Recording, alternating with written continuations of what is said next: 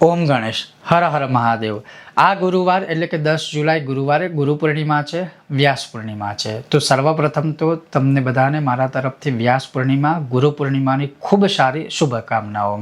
હવે એ દિવસે આપણા શાસ્ત્રોમાં એક દાન કરવાનું વિશેષ મહત્વ બતાવેલું છે, જે હું આજે તમને સત્સંગના માધ્યમથી બતાવીશ।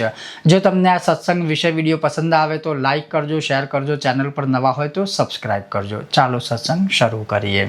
હવે વિશેષ રૂપે જો તમને વાત કરું તો આપણા ગ્રંથોનું કથન એવું છે કે આ દિવસે એટલે કે ગુરુ પૂર્ણિમાના દિવસે જે કોઈ પણ મનુષ્ય અન્ન દાન કરે છે, સીધાનું દાન કરે છે, કાચું અન્ન દાન કરે છે, તો એ કોટી કોટી જન્મોના પુણ્યોને એકત્રિત કરી લે છે, કોટી કોટી જન્મના પાપોનો વિનાશ કરી દે છે અને અશ્વમેઘ યજ્ઞનું ફળ એ પ્રાપ્ત કરી લે છે। આટલું મહાન, આટલું ઉત્તમ, આટલું જે શ્રેષ્ઠ છે એ મહાપુણ્યમાં દર્શિત કરેલું છે કે જે કોઈ પણ મનુષ્ય આ દિવસે અન્નનું દાન કરે છે એને આટલા બધા પુણ્યની પ્રાપ્તિ થાય છે। ને આપણે જાણીએ છીએ કે અન્નદાન એટલે એક મહાન દાન થયું। બીજા નંબરમાં પ્રશ્ન એવો થાય કે આ અન્નદાન કોને કરવું? તો તમારા ગોર બાપા હોય એમને તમે કરી શકો। વિશેષ રૂપથી તમને ખરેખર લાગે કે જેને જરૂરત હોય એવા બ્રહ્મ દેવતા અને બ્રાહ્મણ દેવતાને કરી શકો છો। ત્રીજા નંબરની અંદર જ્યાં અન્ન ક્ષેત્ર ચાલતું હોય ત્યાં તમે આ દાન કરી શકો છો।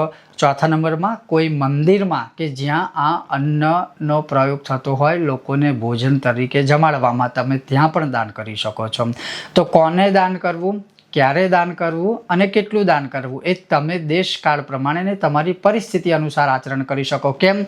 તો જો તમે ભગવાનની કૃપાથી અધિક ધનવાન છો તો તમે એ રીતે દાન કરો, મધ્યમ વર્ગીય છો તો એ રીતે દાન કરો અને નિર્ધન કે ગરીબ છો તો એ રીતે દાન કરો। દાન કેટલું કરવું તમારી પરિસ્થિતિ અનુસાર। બીજા નંબરમાં દાન શું કરવું? તો અન્નદાનમાં બધું જ અન્ન આવી જાય છે તો તમે એમાંથી કોઈ પણ દાન કરી શકો। અને ત્રીજા નંબરમાં કે દાન ક્યારે કરવું? તો બપોર પહેલાં અથવા તો સૂર્યાસ્ત પહેલાં તમે આ દાન કરી શકો છો। તો આ દાન કરવાથી અશ્વમેઘ યજ્ઞ અને કોટી કોટી જન્મોના મહાપુણ્યોની પ્રાપ્તિ થતી હોય છે। ઓમ ગણેશ હર હર મહાદેવ।